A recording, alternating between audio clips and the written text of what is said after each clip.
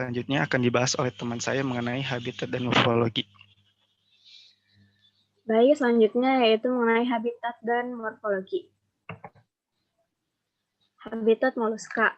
Spesies moluska banyak hidup di daerah ekosistem seperti karang, mangrove, padang lamun, dan sebagian menanamkan diri dalam sedimen. Sebagian besar jenis moluska hidup di lingkungan laut, hanya sekitar 25% hidup di perairan tawar dan daratan. Ini contoh yang hidup di darat, yang ini di padang lamun, yang ini di mangrove. Lalu morfologi moluska. Itu tubuh moluska terdiri dari 3 bagian utama. Yang pertama itu ada kaki, yang bagian sini.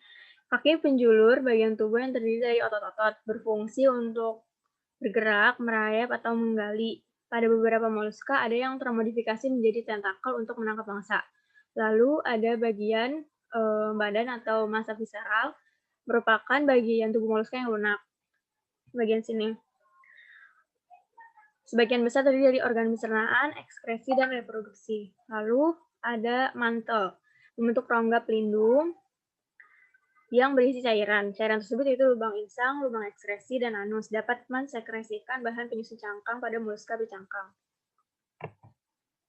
Ya, ini kurang lebih biar lebih jelas di sini bagian mulutnya.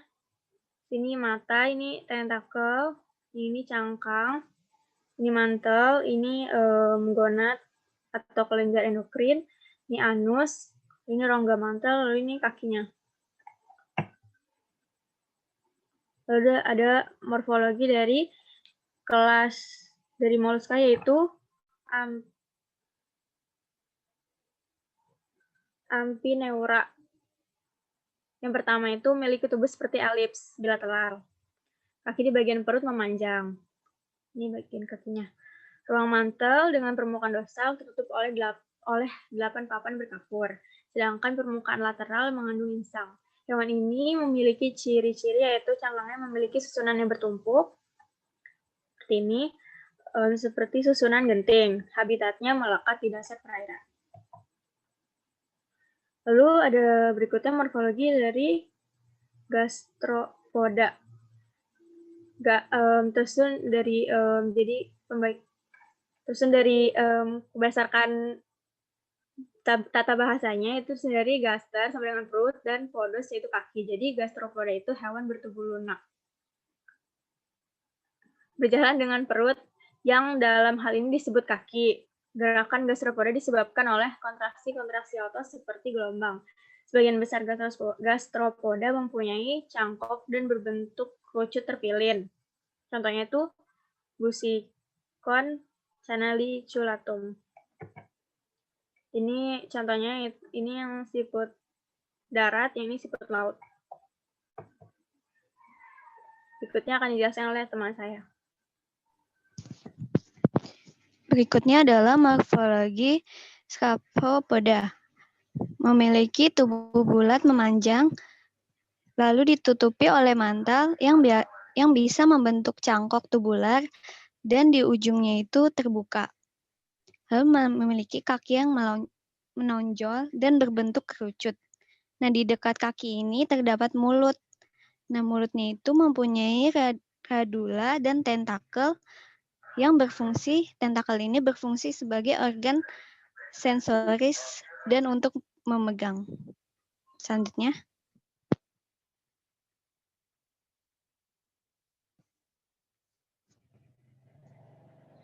Boleh di next, Mei?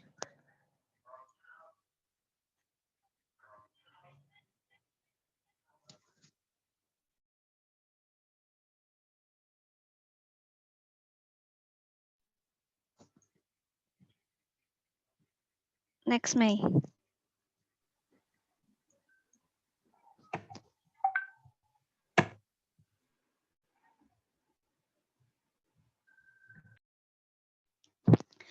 Nah, selanjutnya adalah morfologi Pelecypoda atau bivalvia. Bivalvia ini mempunyai cangkok yang terdiri atas 2 bagian. Itu kedua cangkoknya itu disatukan oleh suatu sendi elastik yang dinamakan hinge. yang berada di permukaan dorsal. Bagian dari cangkok yang besar atau menggelembung dekat dengan sendi dinamakan umbo. Dan di sekitar umbo ditemukan garis konsentris yang menunjukkan garis interval pertumbuhan. Lalu sel epitel bagian luar mantel yakni menghasilkan zat pembuat cangkok. Selanjutnya, Mei.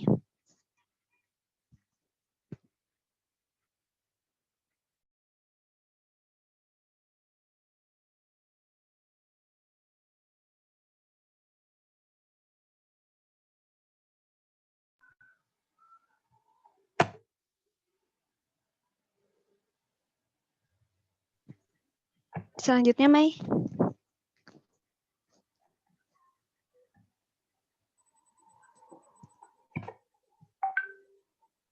Maaf sebentar ya, agak nge-lag.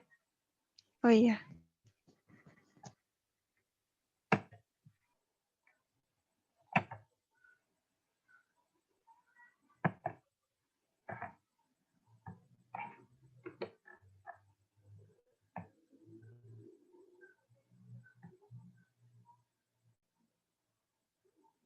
Ya. Maaf.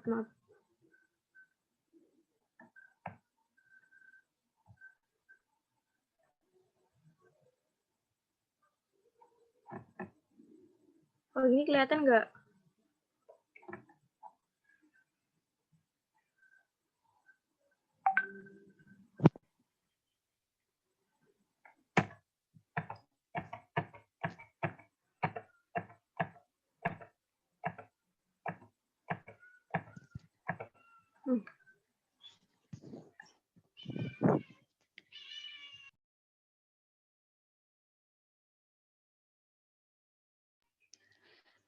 Nah, cangkok itu terdiri dari 3 lapisan. Yang pertama adalah peristrakum, yaitu lapisan tipis paling luar yang dibuat dari bahan organik konkiolin. Lebih seringnya tidak ada pada bagian umbo. Yang kedua adalah prismatik. Prismatik ini merupakan lapisan tengah yang terbuat dari kristal-kristal kapur atau kalsium karbonat. Lalu yang ketiga adalah nakreas, yaitu ini merupakan lapisan dalam yang terbuat dari kristal-kristal kalsium karbonat dan mengeluarkan berbagai macam warna jika terkena cahaya dan dinamakan lapisan mutiara. Selanjutnya.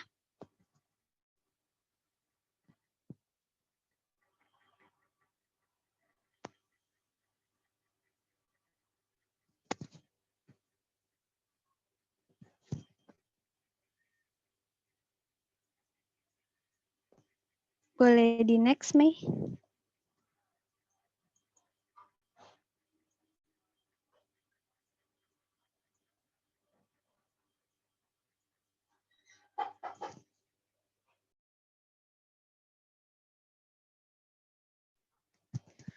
Selanjutnya adalah morfologi dari Cephalopoda. Cephalopoda ini di kepalanya terdapat mulut yang dikelilingi oleh kaki. Nah, kaki ini terdiri dari 10 jerait atau 8 lengan dan 2 tentakel. Tentakelnya ini lebih panjang daripada tangannya. Jerait ini berfungsi sebagai menangkap mangsa dan alat gerak. Nah, pada bagian lateral dari kepala terdapat sepasang mata yang strukturnya hampir mirip dengan mata vertebrata. Nah, seluruh bagian dari cephalopoda ini ditutupi oleh sebuah mantel. Nah, bagian dorsal dapat melekat pada badan dan sedangkan bagian perut itu tidak melekat pada badan, sehingga terdapat pada rongga mantel. Nah, bagian luar dari mantelnya ini, di sebelah kanan kiri tubuhnya terdapat sirip yang berfungsi sebagai pendayung untuk bergerak ke depan dan ke belakang.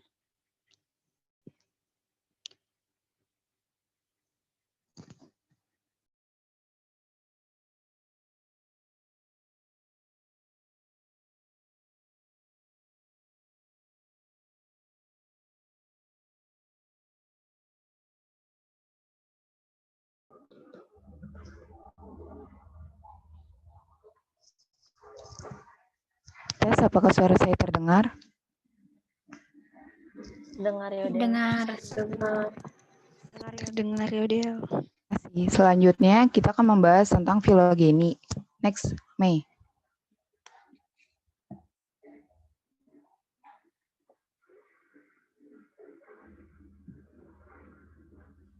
Next belum nih.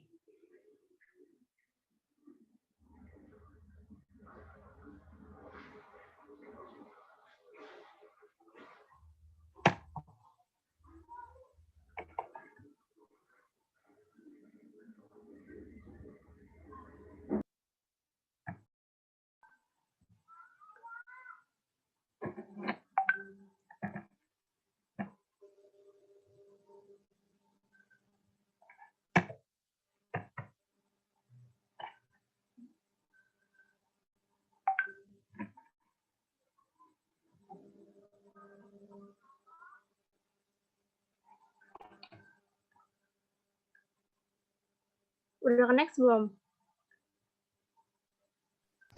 Belum, Mei. Belum, Mei.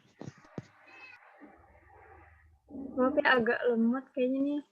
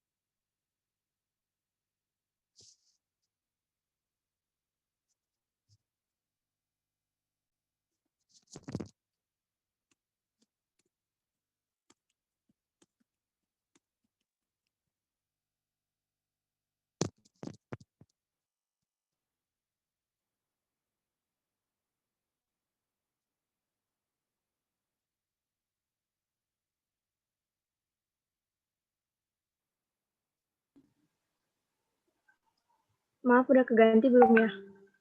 Udah, Mei, kelihatan. Oke, makasih.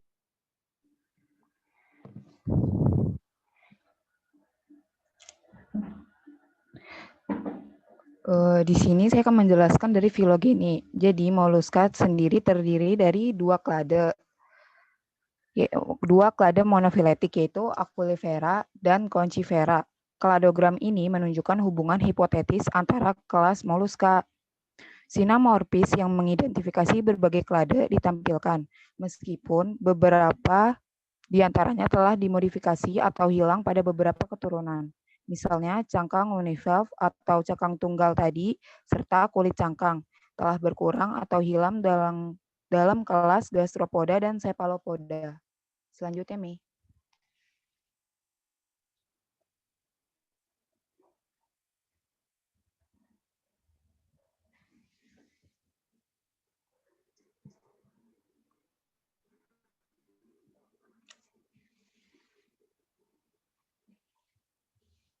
Selanjutnya, Mei.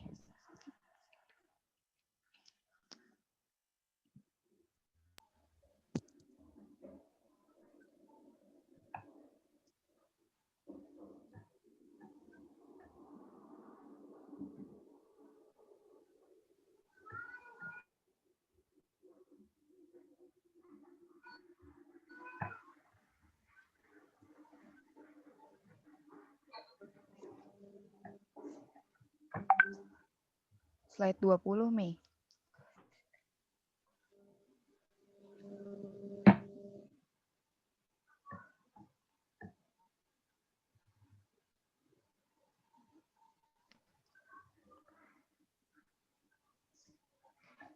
Jadi dari klasifikasi moluska sendiri itu terbagi menjadi 5. Yang pertama itu ada Amphineura atau Polyplacopora, yang kedua Gastropoda, yang ketiga Scapopoda, yang keempat Pelysipoda atau Bivalvia, dan yang kelima Cephalopoda.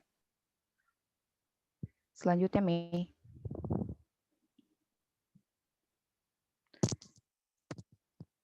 Selanjutnya akan dibahas oleh teman saya. Baik, berikutnya yaitu sistem respirasi.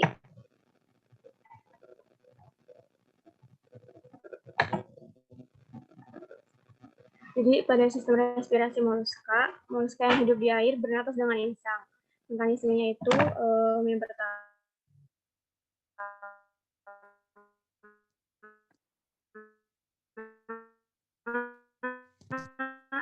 aliran air, contohnya pada kelas Amphineura. Di darat bernapas dengan pertukaran udara. Moluska yang dilakukan di rongga mantel berpembuluh darah sebagai paru-paru.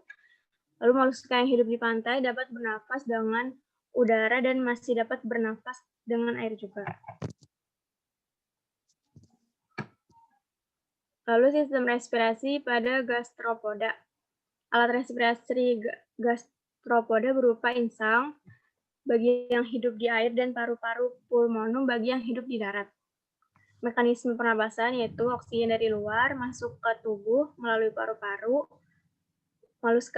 untuk moluska darat, kalau insang itu untuk moluska air, lalu menuju ke jantung melalui aorta, lalu menyebar ke hemosil. Lalu sistem respirasi scapoda dikerjakan oleh mantel. Sirkulasi air untuk pernapasan digerakkan oleh gerakan kaki dan silia. Sementara itu pertukaran gas terjadi di mantel. Mantel membentuk rongga mantel yang di dalamnya terdapat lubang insang, ekskresi, dan anus. Lalu sistem respirasi pada Pelesipoda atau bivalvia. Sistem respirasinya terjadi di insang dan mantel. Sepasang insang tersebut terletak pada masing-masing sisi kaki. Habitatnya perairan air, tawar, dan laut. Sistem respirasi pada cephalopoda. Sistem respirasi pada salah satu hewan yaitu gurita, terdiri dari 2 cabang insang pada rongga mantel. Gurita bernapas dengan menyedot air ke dalam rongga mantel melalui kedua buah insang dan disemburkan keluar melalui funnel.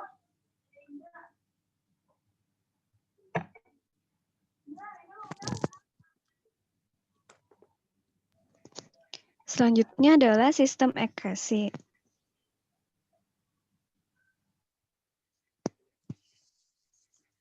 Boleh di next, Mei?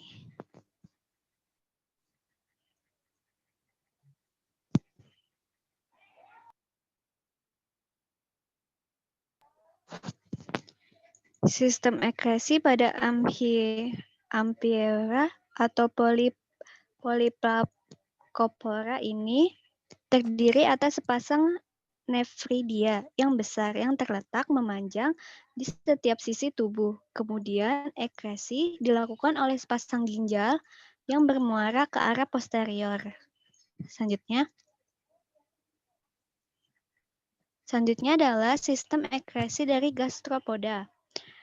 Gastropoda ini memiliki alat ekresi berupa nefridia yang terletak di dekat jantung dan kemudian saluran uretranya terletak di dekat anus. Contoh dari gastropoda ini bekicot. Selanjutnya adalah sistem ekresi dari sapopoda.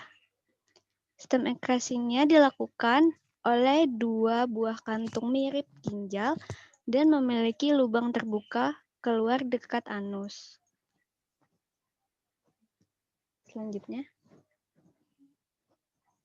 Selanjutnya adalah sistem ekresi dari Pelesipoda atau bivalvia. Ekresinya ini dilakukan oleh 2 buah ginjal yang terletak pada bawah perikardium.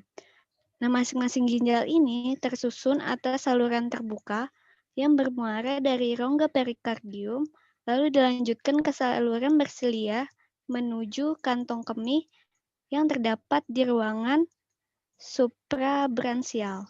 Selanjutnya.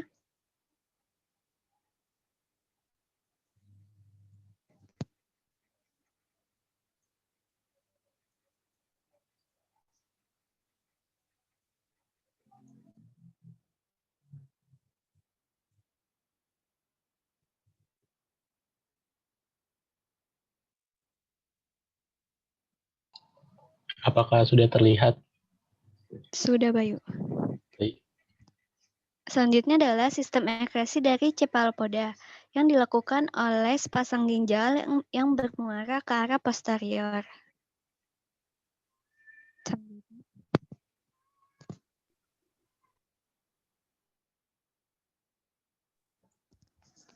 Selanjutnya yaitu ada sistem pencernaan. Next, bye. Berikut merupakan sistem pencernaan yang terjadi pada moluska yang secara umum yaitu saluran pencernaannya lengkap, dimulai terdapat radula, kecuali pada pelisopoda dan mulut berhubungan dengan esofagus, perut dan usus yang melingkar. Anus terletak pada tepi dorsal, rongga mantel di bagian posterior. Sisa pencernaan berbentuk pelet yang padat. Selanjutnya, baik. Sistem pencernaan secara klasifikasi kelas. Yang pertama itu ada sistem pencernaan ampineura atau poliplakopora, radula dan gigi, lalu faring, lalu perut, usus halus, dan anus. Kelenjar pencernaannya adalah hati yang berhubungan dengan perut. Ini contoh dari ampineura yaitu Tonicella lineata. Selanjutnya, baik.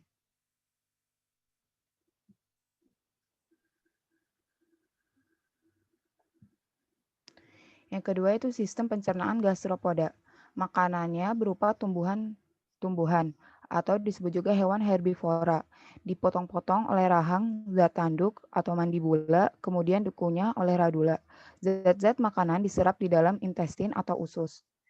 Terus saluran pencernaan makanannya terdiri atas rongga mulut, faring, itu di mana tempat di mana terdapat radula, esofagus, tembolok, lambung, intestin, rektum, dan unus. Kelenjar pencernaannya terdiri atas kelenjar ludah, hati, dan pankreas. Dengan makanannya itu dengan mengumpulkan ganggang atau unsur-unsur kecil lainnya yang menempel pada pangkal mereka dengan menggunakan radula mereka sendiri. Selanjutnya, baik. Yang ketiga itu sistem pencernaan scapopoda yang terdiri dari mulut, kerongkongan yang pendek, lambung, usus, dan anus. Salurannya memanjang dari mulut hingga anus. Pada mulut ditemukan lidah bergerigi atau radula. Ini contoh fosil dari Dentalium vulgare. Itu salah satu spesies scapoda juga. Selanjutnya, baik. Yang keempat, sistem pencernaan bivalvia atau pelisipoda. Sistem pencernaannya dimulai dari mulut, kerongkongan, lambung, usus, dan akhirnya bermuara pada anus. Anus ini terdapat di saluran yang sama dengan saluran untuk keluarnya air.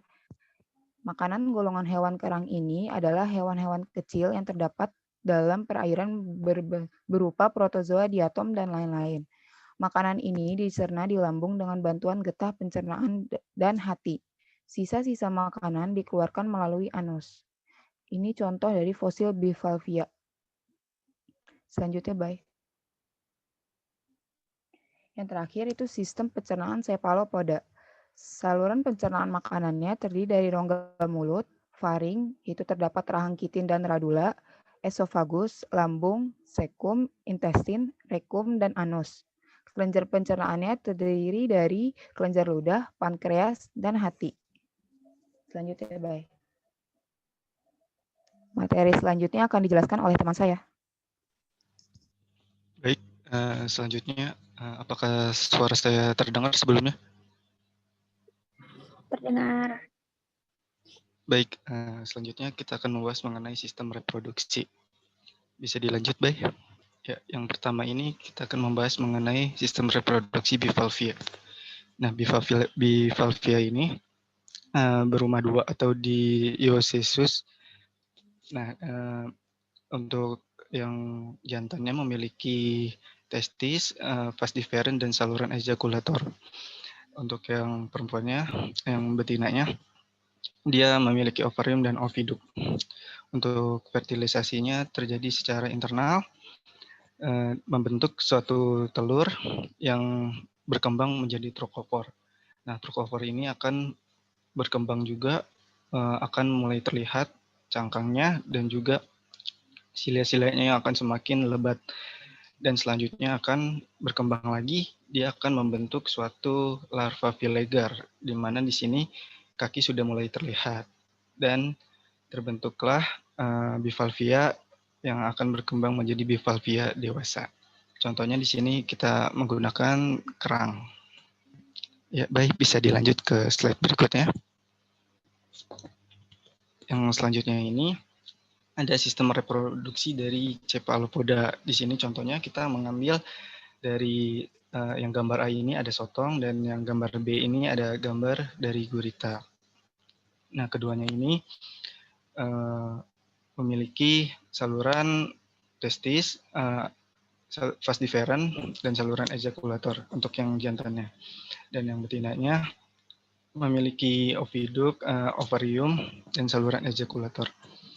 Untuk reproduksinya sendiri, dia secara fertilisasi secara internal dan akan berkembang menjadi telur, sebuah telur. Nah, telur ini tidak berkembang menjadi larva, melainkan menjadi anak dari gurita atau sotong ini. Untuk kelaminnya sendiri dia bersifat berumah dua atau dioecious. Nah, untuk yang gurita ini kalau kita perhatikan di sini ada terlihat tentakelnya ya. Nah, itu disebut sebagai heterococcylus, yaitu di mana tentakel ini yang akan mengantarkan spermanya ke betinanya. Baik, bisa dilanjut ke slide berikutnya. Selanjutnya ini ada sistem reproduksi dari Polypelacopora.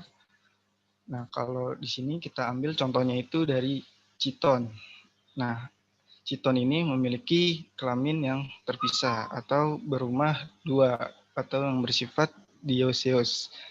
Larvanya proses fertilisasi ini secara internal, yang mana dia akan menghasilkan suatu telur. Yang dari telur itu dia akan menghasilkan Trochopora. Nah, Trochopora ini akan menghasilkan chiton yang akan berkembang menjadi chiton dewasa. Baik, bisa dilanjut ke slide berikutnya.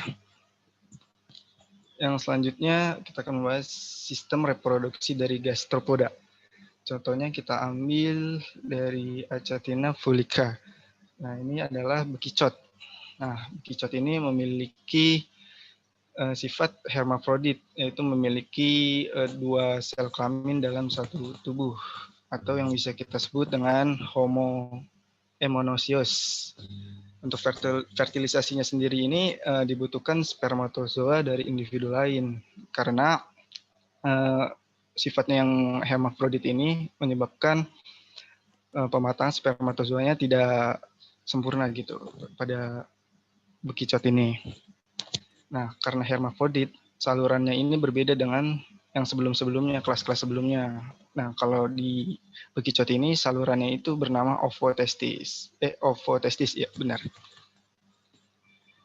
Untuk perkembangannya sendiri, dia menghasilkan suatu telur. Nah, telur ini akan menghasilkan suatu Trochopora juga. Dan berkembang menjadi calon bekicot dewasa. Baik, bisa dilanjut ke slide berikutnya. Yang selanjutnya ada sistem reproduksi dari Scapoda. Scapoda ini memiliki jenis kelamin yang terpisah atau berumah dua yang bersifat dioecious. Nah, larvanya ini dinamakan Trochopoda karena pada proses fertilisasi yang secara internal dia akan menghasilkan suatu sel telur. Nah, sel telur ini yang akan berkembang menjadi larva Trochopoda. Nah, dari larva Trochopoda ini dia akan menghasilkan dentalium yang akan berkembang menjadi dentalium dewasa. Baik, bisa dilanjut ke slide berikutnya. Baik, demikian penyampaian materi dari kelompok 7 mengenai moluska.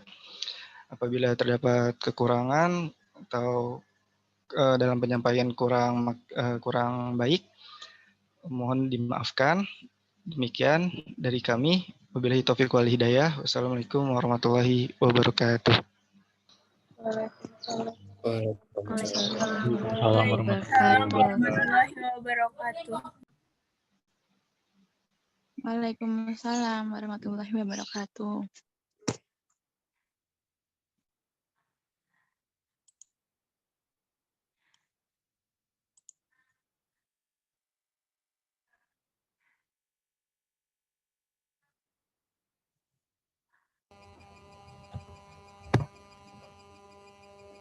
cek.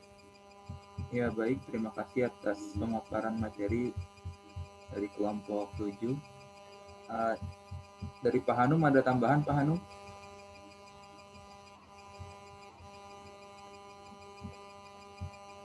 Pak Hanum?